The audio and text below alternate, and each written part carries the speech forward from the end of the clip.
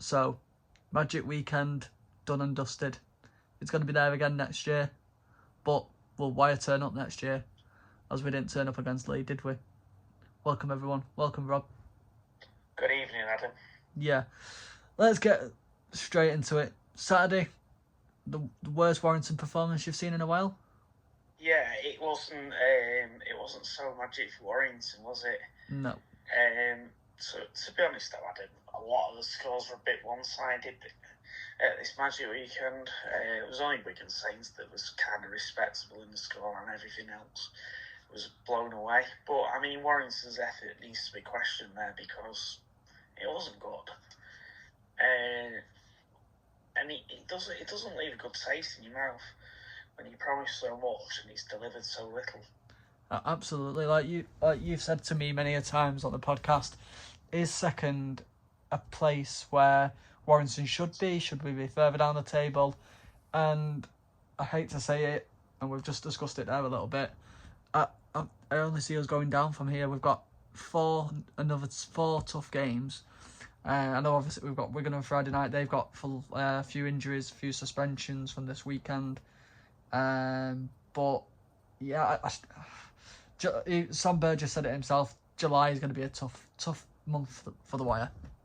Yeah, I mean, I'll caveat it a little bit. It doesn't help when you've got 11 senior players on the sideline, but whatever team you put out into the arena week to week, you'd expect them to do a job. We're going to rely on a lot of youngsters at the moment. They're doing a job for them. They're keeping it competitive. They're keeping right up there with the pace setters. It's baffling, and it's a little bit baffling to me that no one senior from the club has come out and said, yeah, this is not acceptable and this needs to change. Yeah, so like in the past we've had interviews obviously after the game, haven't we? From like Josh Fulis, like I can't remember what game it was. I think it might have been the semi-final actually. He came out and said, yeah, we know we're not good enough there. We've beaten by the better team and stuff, and we know how to dust ourselves off and hopefully come back better next time. But yeah, we've not had anything this week.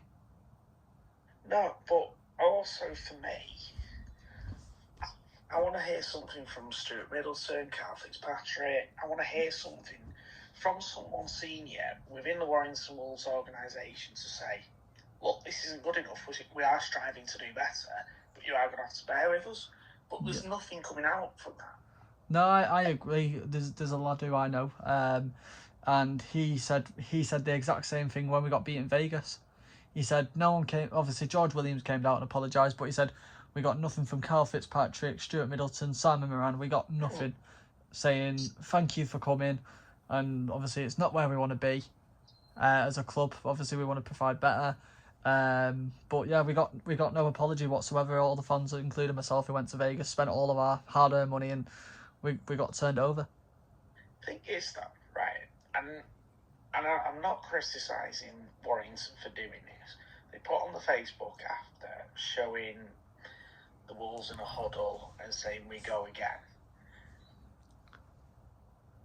Apologies can't keep coming up every week and being like, oh, we apologise for his bad performance, we apologise for his bad performance.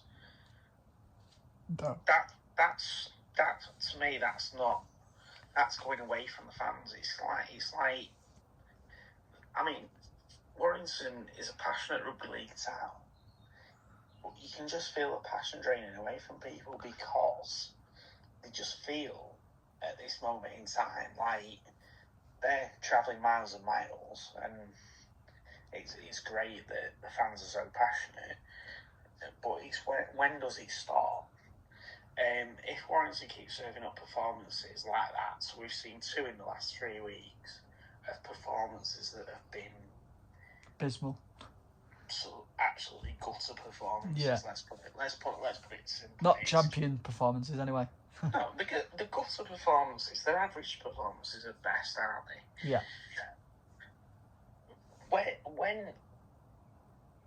When does it come back to this, to Simon Ryan, Stuart Middleton, whoever, to say, come, this is not enough, and it needs someone to go in there and say, this is not enough, guys, come on.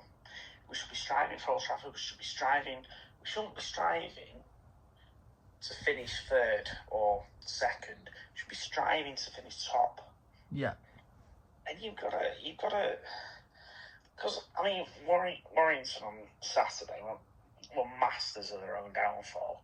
From minute 1 to minute 80, they made error, penalty,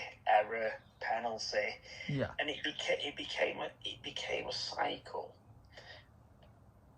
of stupid errors, stupid penalties.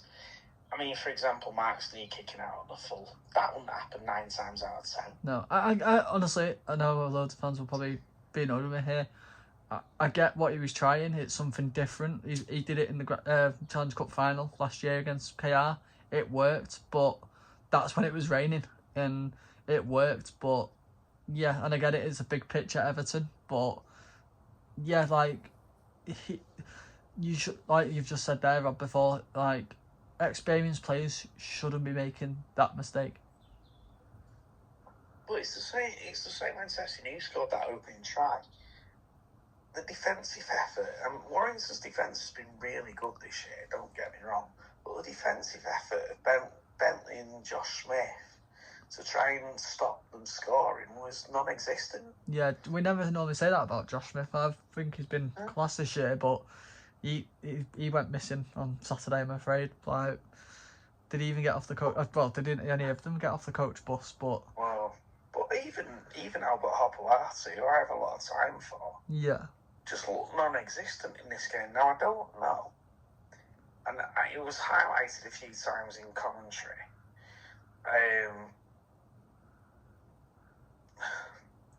John Wells highlighted it a few times in commentary. Warrington's post-contact meters, and this has been a thing all year, Warrington's post-contact meters were next to nothing. And this is why Warrington was struggling to get out their own half. You look at Leigh's post-contact meters, they were making good inroads, they were creating quick play of the ball, they were putting Warrington on the back foot all the time. Once you start doing that, you lose the ruck, you lose the whole game basically. Well, yeah, you do.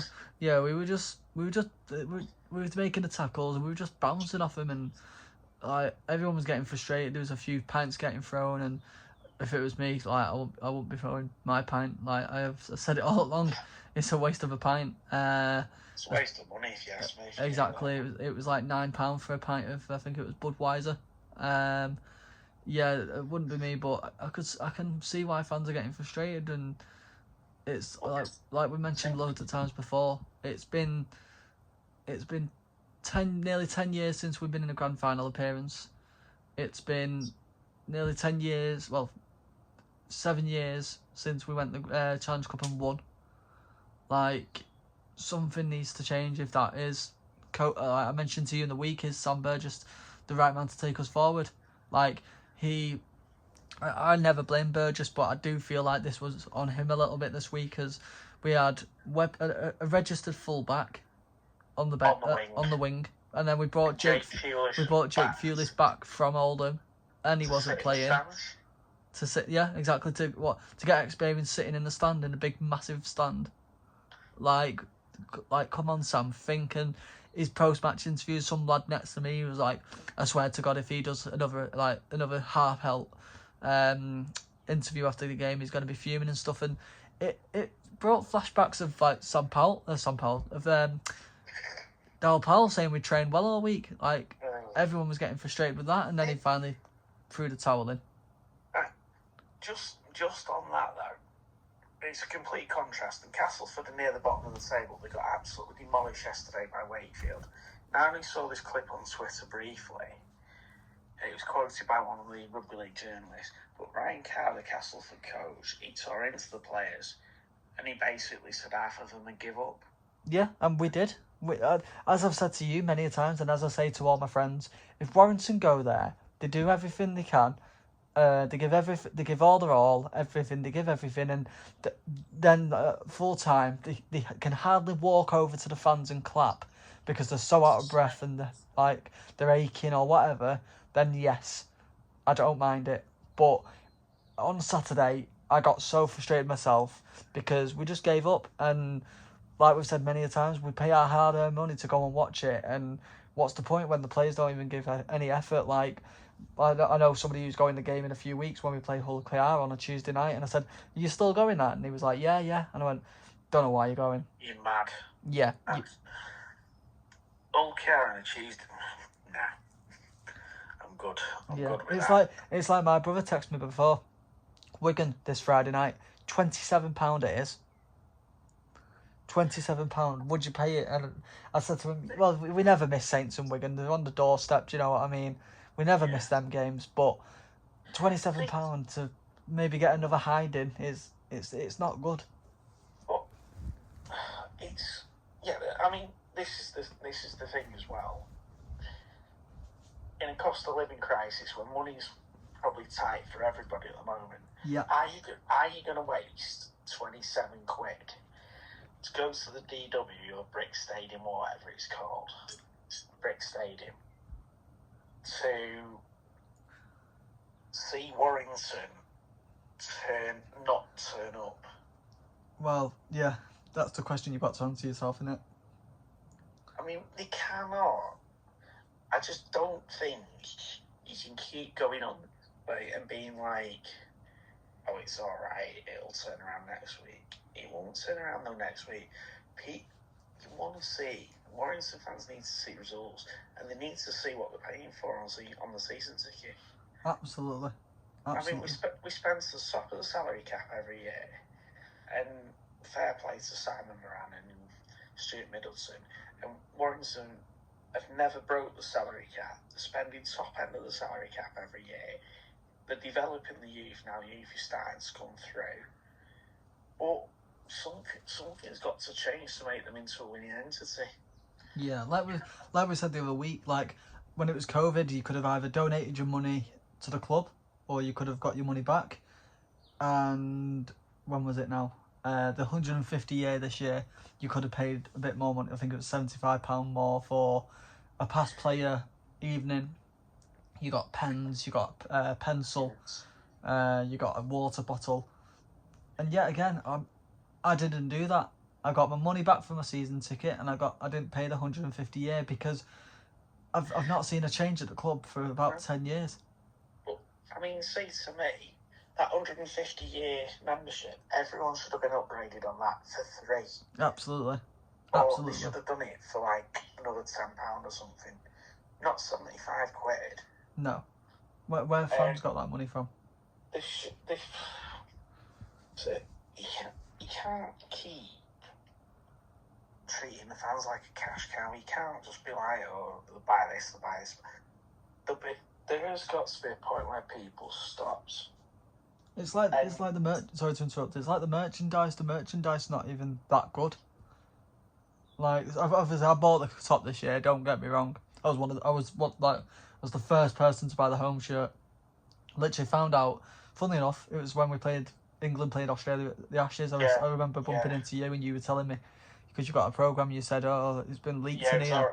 It was already in there. Yeah, and I was like, well, I might go and get it after here, because obviously the firework display was on at Warrington, and I was the first person to buy the shirt this year.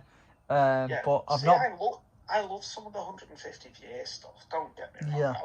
I love the heritage shirt. It was a brilliant idea, and I did buy a polo with the heritage badge on as well. I think some of that was great. But going back to the original point, why would you keep buying stuff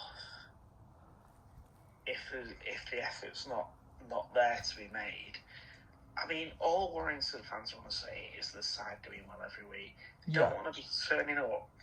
So you've had a massive big event in Magic this weekend, which was probably watched by more people than ever before.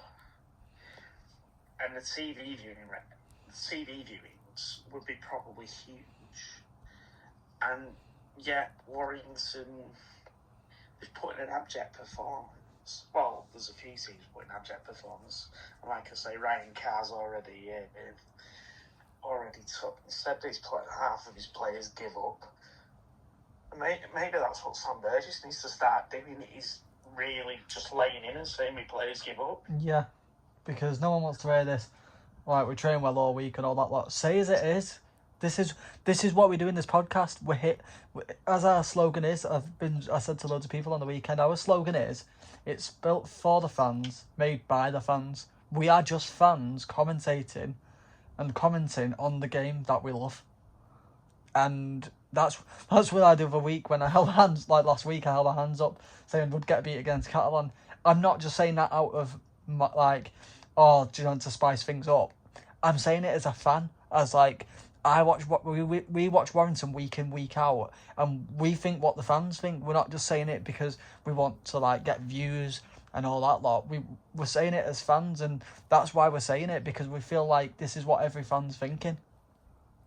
Well, yeah, I mean, you can feel it. I mean, I've worked at Warrington. I've got no issues with any of the backroom staff or anything. No, like that. Same. I photographed at Warrington before. I've got no issues with the organisation and stuff, but obviously we're fans and we just want to see us do well. Yeah, that's my issue, because if you don't do well, actually, it becomes a knock-on effect. Behind the scenes, if you're doing it right off the scenes, and doing it right on the pitch, it's amazing. It's an amazing place to be. But if you're not getting it right off the pitch, and you're not getting it right on the pitch, it's going all wrong. Well, yeah, I mean, you struggle to play and put good performances. So let's take Hull KR, the champions of the Super League, World Club champions, Challenge Cup winners last year, coming to Warrington next week. You've got hospitality to sell. Somebody will be like, nah, we might just take our business elsewhere next week because Warrington aren't playing that well. We might just go and take it to Saints, or we might just go and take it to Wigan or somewhere like that. Yeah. And it's the same in the shop.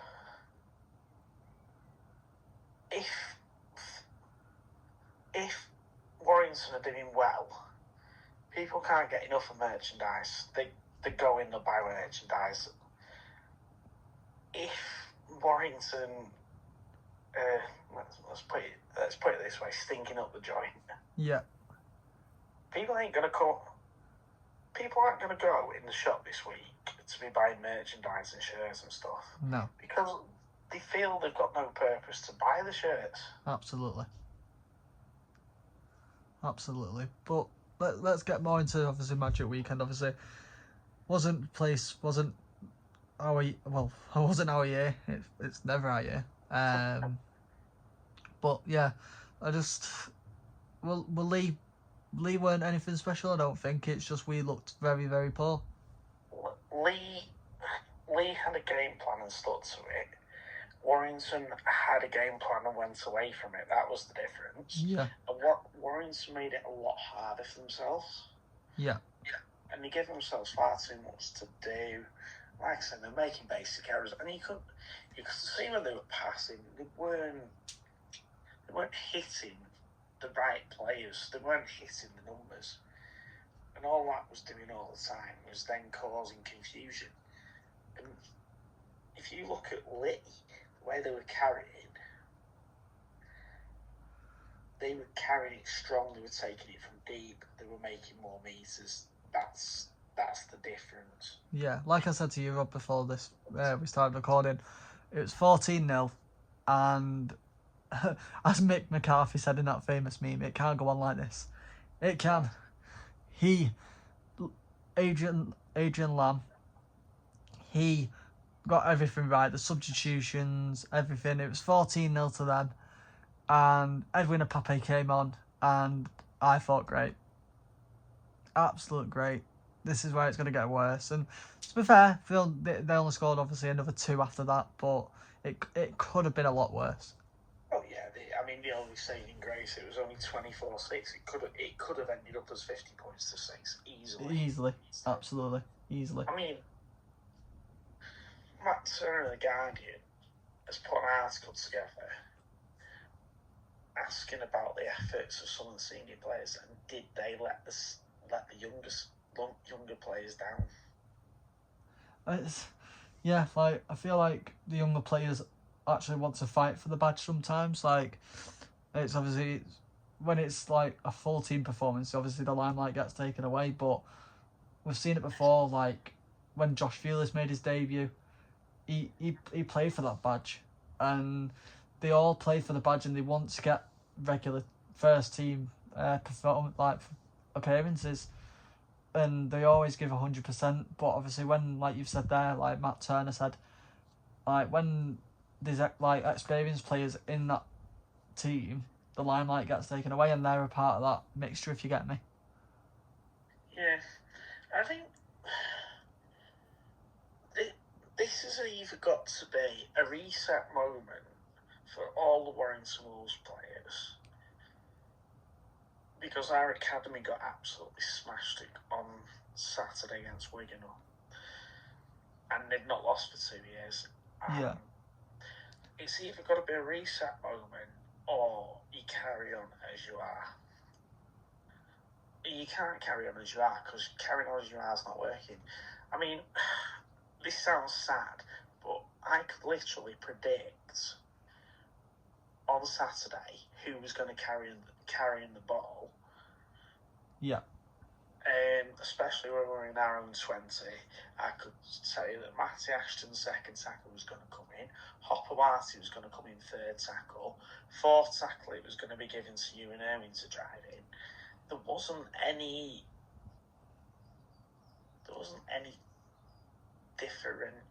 difference in the play. They didn't try anything different. They kept going back to the same play, and it's when you go back to the same play, it's easier then for Leigh to read and Leigh to shut down, because they know where the ball's going. Well, they know Ashton's going to get it tackle 1. They know Erwin, as the fullback's going to get it tackle 4. It was highlighted last year. Well, it's been highlighted for a couple of years. Tackle 4, Dufty had always come in, take the ball in. He got highlighted by Terry O'Connor and one of the Sky commentators last year, a year before. And it becomes too predictable. When Leigh touched the ball on Saturday, I didn't know who was taking it up. I know they were taking it up with the forwards to start with. But after that, they were varying the plays. And Adam Cook was changing where he kicked. He was changing his space. And the spatial awareness from Warrington wasn't brilliant on Saturday. No. But this is now where all senior players could get together. They've got to say, if we want it to be our time, things have got to change. Yeah. You can't. I'm using football as an example. They just about got past the Democratic Republic of Congo. It's easy to say in your head. Yeah. And they were playing pretty abject. And I thought to myself the other week that they looked like our Warrington play a bit pedestrian.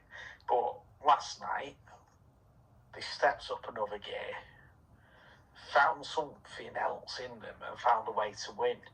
And if Warrington can take anything out of this Football World Cup, it's that sort of thing where you need to be stepping up and changing what you're doing and how you're doing it. Yeah, I agree with that. I absolutely agree with that.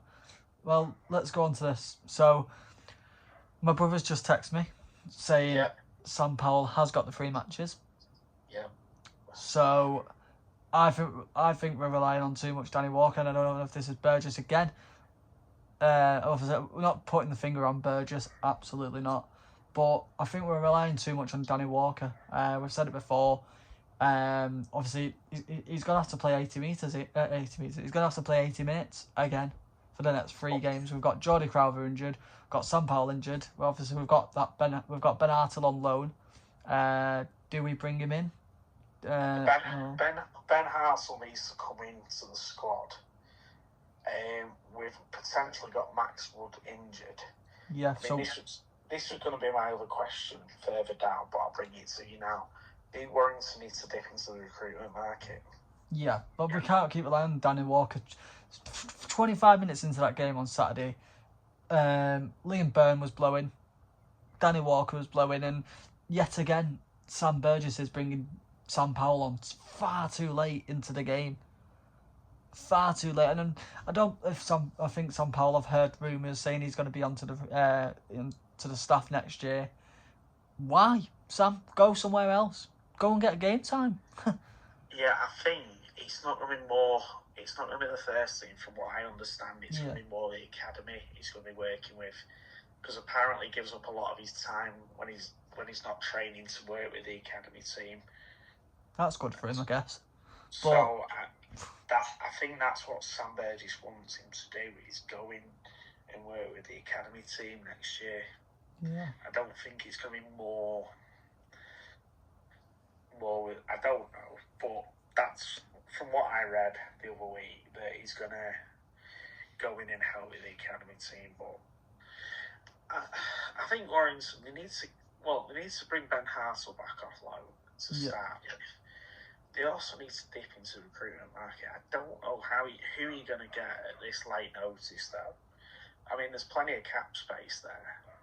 Yeah, it's like last year, we were relying on Ryan Mattison to do a job. And to be fair, he did. But it was too little too late again. But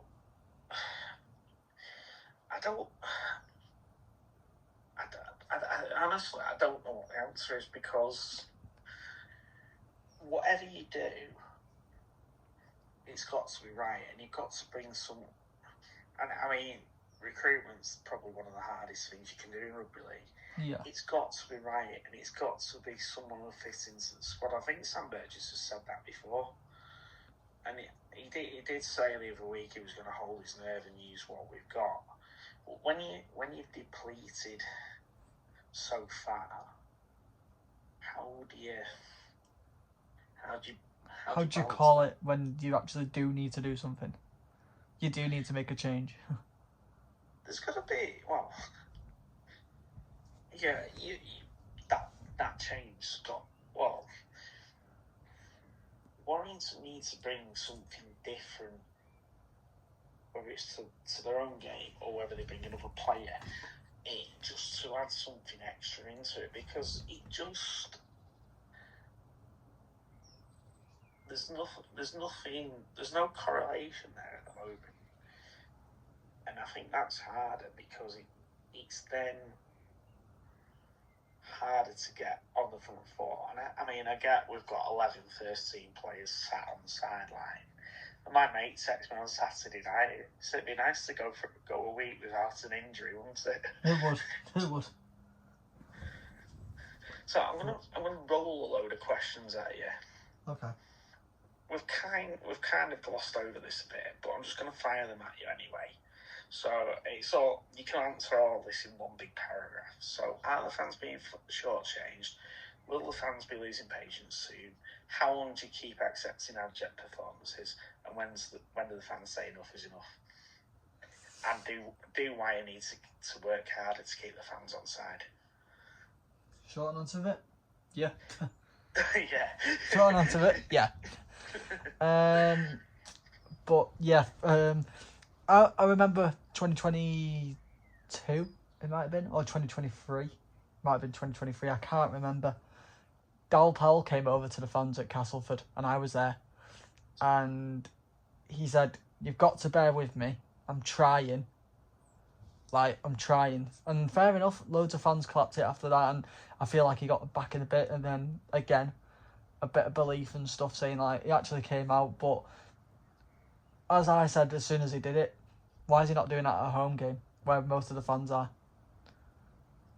Let the fans know what you're doing.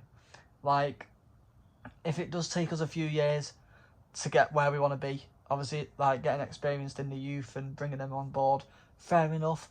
Let us know. Let us know what you're doing, because there's nothing worse than, obviously, like we've mentioned before, than putting a little picture on Facebook saying, support us next week. We'll be better next week, because if we don't turn up again next week, we're gonna get the same response. I don't know, like we've mentioned before as well, like it's been 10 years, nearly 10 years, 8 years since we've been in a grand final, 7 years since we've won a Challenge Cup. Something needs to change. The fans are going to get very frustrated, and I think they already are from what I saw on Saturday. And yeah, I don't know. I honestly don't know what to say to you.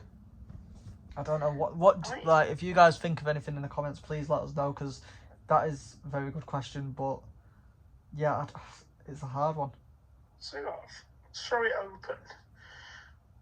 Any Warrington fans who've listened to this podcast, just put under the comments, are you being shortchanged? Do you think you're getting value for your season ticket money? Let's be honest with this. Yeah, well, I say it every week. I feel like a broken record at this point, saying when I was on the fans forum at the start of the year, all you get is a little poxy card saying up the wire, there's your membership. That's it. But Leigh, I've got it all right with their gold and silver and red membership. They've got, obviously they're sponsored by Jet2. They get money off Jet2 flights for their Catalan trip or wherever you want to go on holiday. What's very good. Like, I'm not saying I want a new car, but give us money off BMW. No, I'm only messing. But give us like discounts. Gets like, if you, I know for a fact, if like people are listening to this and they like Italian, I know if you go and ask Italian and you show your membership at the bill, you get 20% off. There's a little tip for you. We should get like little tips and tricks for around the town. Yeah, well, that actually brings me on to another question. Do Wire need to work harder to keep the fans on side and not just on the pitch? You can't just keep expecting fans to buy the shirts, buy the season tickets, buy this. Give them something to cling on to. Don't just give them a Dublin trip next year.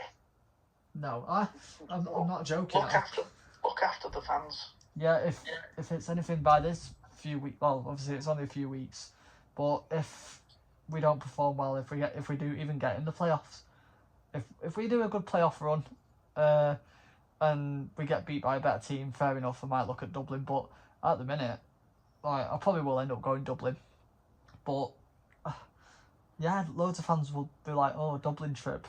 Yeah, let's fund Carl Fitzpatrick again and all that lot. Like, I honestly don't know what the answer is, Rob. I really don't. I don't. We don't have the answers because we don't see what goes on week to week. I mean, what fans want is a certain level of performance to start with, and also they want a certain feel that they're being looked after. Yeah. When fans don't feel like they're looked after, then they will start like walking away and not return. And it's I don't know. I mean, I'm not saying that every fan should get a drink brought to the seat or anything like that, but it's just simple things. Look after the fans. Look after the fans that come back, but also the performances on the field have got to be at a level where it'll inflict their decision. Yeah. If you want to sell out your stadium, I'll give you good examples from another sport. So Northampton Saints have just won their version of the Super League. It's called the Prem. They just won the Prem. Yeah. They literally sell out every week. Their stadium's not much bigger than ours. It's 15,000 seater. They sell their stadium out every week on the back of good rugby, and they look after fans. Yeah. If you can show good performances and show the fans that you care, you get your fans back every week. Yeah. But if you don't give them anything or show them something, then they don't come back. And that's the long and short, isn't it? Really, you've got to. I mean, performance. This is only half of it. You've got. I mean, Wigan, they've got a culture on and off the field where they're promoting winning and they're bringing the fans on the journey. It's like, okay, they change things around, and in the space of 18 months they were winning Super League. If you want to be serious, this is what you've got to do. You've got to start looking at things more deeply. Yeah, no, I agree. So, this Friday, we turn our heads to the Brick, where we play Wigan Warriors. Where do you see this one going? Honestly and truthfully, I don't know. And I'm only saying this because you don't know what Warrington side are gonna turn up. I mean, if I would think, in all heart of hearts, that they'll want to respond after this sort of loss. I don't know. Wigan are going to have injuries as well, so they're going to be a very much depleted squad. But Warrington have now got to show the desire and passion to get over the line and go there and win. Yeah. No, you've summed it up perfectly there. Took the words straight out of my mouth. What Warrington is going to turn up on Friday night is going to be half-hearted again, where they don't turn up, or are Warrington going to turn it on and defy all the odds and beat Wigan? See, I don't think they can go into it half-hearted, and I think they've now got a realisation to look in the mirror. They've slipped down to third. They could potentially be fifth by the end of the weekend. Yeah. If you've got an incentive, look at how many fans are in that stand behind. Wigan's always a cracking atmosphere. I mean, I want to go to Wigan this week, but I'm thinking, do I want to? Or should I just watch it on telly? And this is the thing, Adam. It's how much they want to turn it round between themselves. I mean, both teams are going to have depleted squads, so they're going to be relying a little bit on the academy and whatever. But it's how much they want to. Yeah, no, I agree with that. So, let's put a score on it, what we're thinking. Again,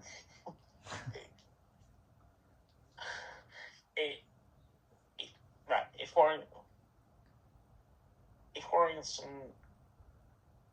are going to cut out the errors,